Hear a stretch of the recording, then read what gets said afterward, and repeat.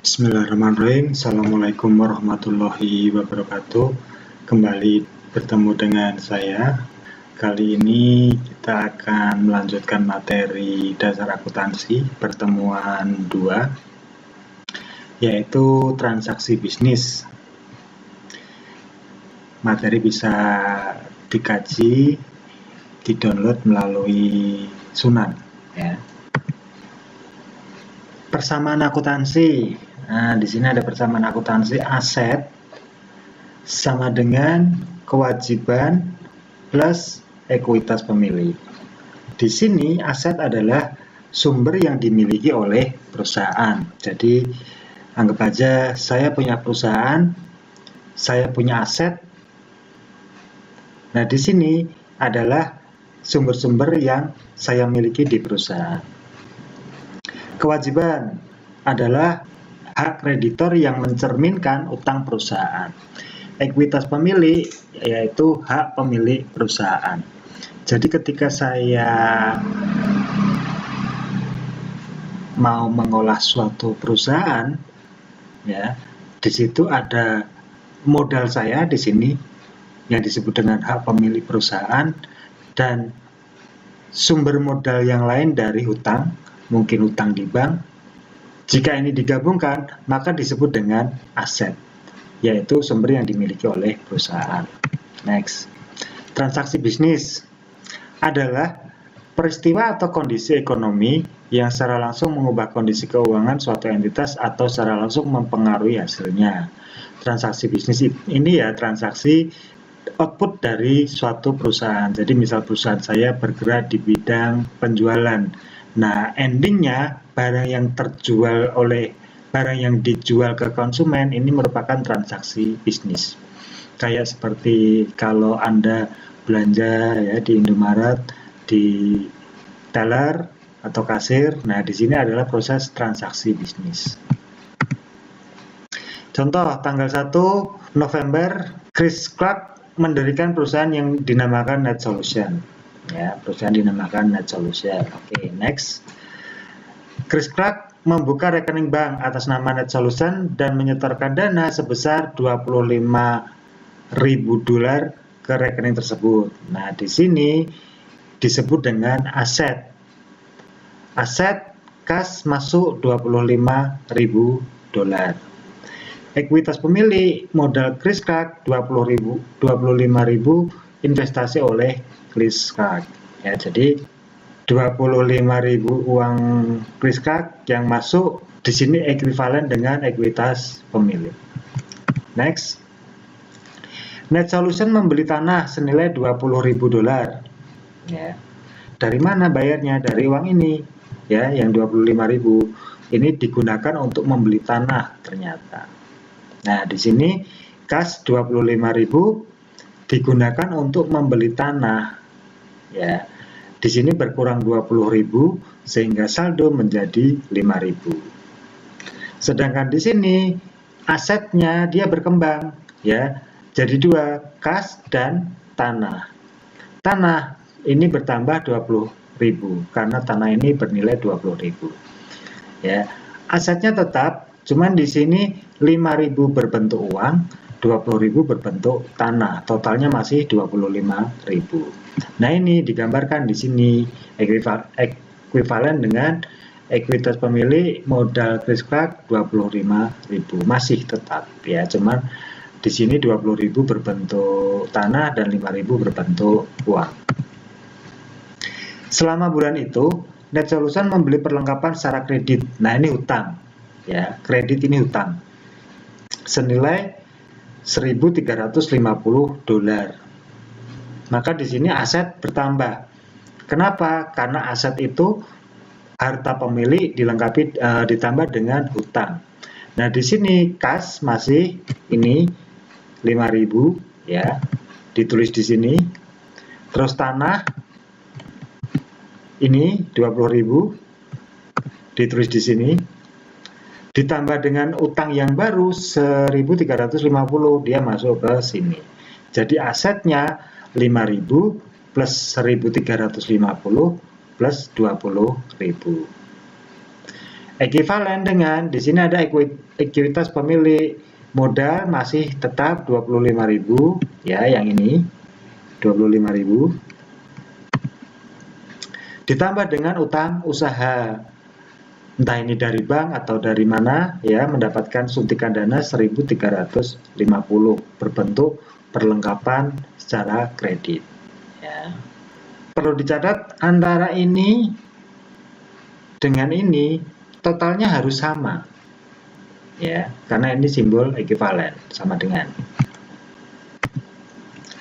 Net Solution memberikan jasa kepada pelanggannya, membukukan pendapatan sebesar 7.500 dan menerima secara tunai.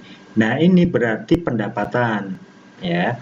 $7.500 berarti pendapatan dan menerima secara tunai ya, uang cash. Sehingga di sini saldo bertambah, yang tadinya di sini 5.000 kas, perlengkapan 1.350 dan tanah 20.000. Di sini ditulis kas 5.000 ditambah 7.500 ya, ini sehingga totalnya 12.500. Perlengkapan masih tetap 1.350, tanah masih tetap 20.000. Kalau ini di total ya, masuk ke sini 25.000 itu dari sini, ini ditambah dengan mendapatkan jasa ini di sini ya, atau sama dengan ini 7.500, ini di total $32.500. Untuk utang usaha masih tetap 1.350. 7.500 ini adalah pendapatan jasa. Semoga paham ya sampai di sini ya. Next, Net Solution membayar beban berikut. Nah, ini pengeluaran ya, membayar gaji karyawan sebesar $2.125. Lalu sewa sebesar $800. Utilitas $450 dan rupa-rupa atau lain-lain $275. Kalau ini di total 2.125 tambah 800 tambah 450 tambah 275 itu sebesar 3.650.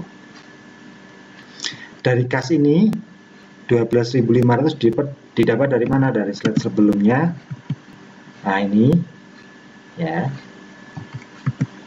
12.500 dikurangi 3.650. Kenapa dikurangi? Karena ini pengeluaran. Semua ini pengeluaran ya.